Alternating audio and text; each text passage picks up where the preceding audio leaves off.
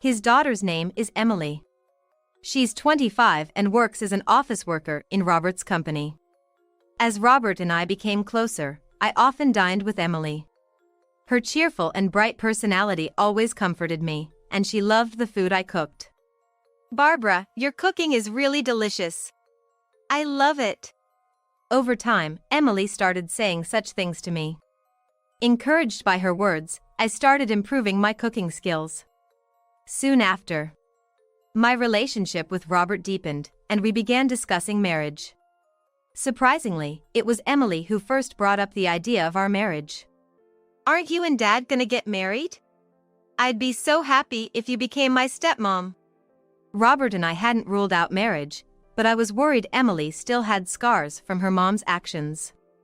Knowing their painful past, I couldn't bring myself to propose to Robert. I thought I'd be happy just as we were, without marriage. But then Emily said that. And I was overwhelmed with happiness. I was so moved I cried right there, and Emily, seeing this, gave me a troubled smile and hugged me. What we didn't notice was the sly smile she hid at that moment. With Emily's encouragement, Robert and I decided to get married. After marrying Robert, I realized his work was busier than I thought. He was often away more than half the week. His visits to our home salon were his only time at home. So, I spent most weeks just with Emily. Now that we were a family, I was determined to build a relationship with her, even when Robert wasn't around. But Emily was busy with work and her life, rarely at home. It's kinda lonely. The housemaids lessened the daytime loneliness. But nights were different. They usually left by 5 p.m., leaving me alone in our huge house.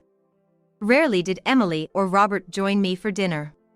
Emily has felt lonely because of me, so I'm happy you, Barbara, came to our home. Robert often said before we got married. He was worried about leaving Emily alone at night.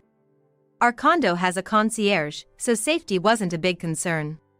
But still, it's natural to worry about leaving a young woman alone at home. Determined not to let her feel lonely again, I married Robert, but Emily is an adult now. She's successfully navigating life as a working professional.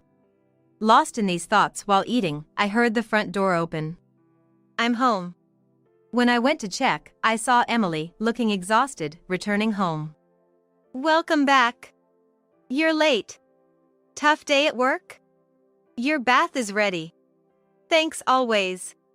I've been busy with a project. If it goes well, I might get a promotion. Emily, tired, entered the living room and reached for the dinner I prepared. Just a little snack. So delicious. I'm lucky to have such a warm meal when I come home. She praised my cooking. I always wanted to cook, no matter how busy, asking the housemaids to let me do it. It was the only way I could connect with Emily. I'll leave your lunchbox in the kitchen. Today's was great. My colleagues are always envious. Her face always comforted me, making me think she was genuinely happy, unaware of the hidden ugly emotions beneath her smile. The bath's ready. You must be tired, take your time. I spoke gently to Emily, who seemed about to doze off on the sofa after dinner. She sleepily responded and staggered towards the bathroom. Over an hour passed since she started her bath. Worried she might have fallen asleep in the tub, I decided to check on her. Entering the changing room and about to call out to Emily in the bathroom, my eyes landed on her cell phone lying on the washing machine. It was a text. I involuntarily read the message and quickly covered my mouth. Thanks for always coming to see me.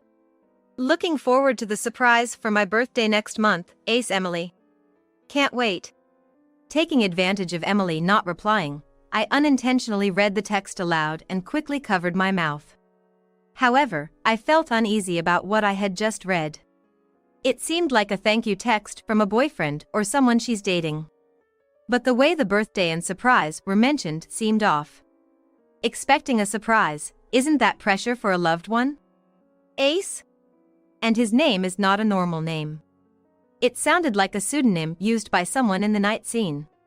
A bad feeling crossed my mind as I wondered what to do. Oops. I fell asleep in the bath. I heard Emily wake up and hurry out of the tub. I quickly turned to the